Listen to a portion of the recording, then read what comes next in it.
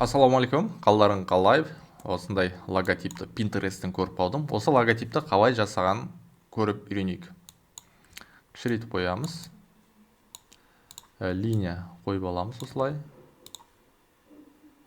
Сөп. И Alt Shift кнопкасы тап осылай қойып қоямыз.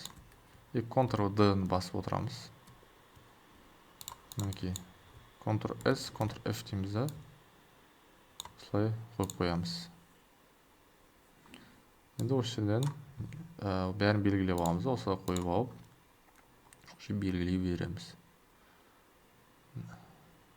Мінекей. Я. Окей. Осы қайталап көшіреміз да. Мінекей.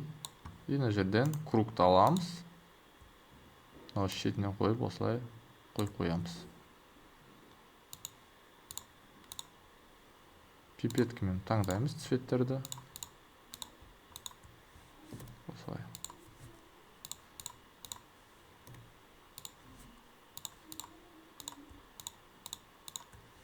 Пипеткімен таңдаймыз.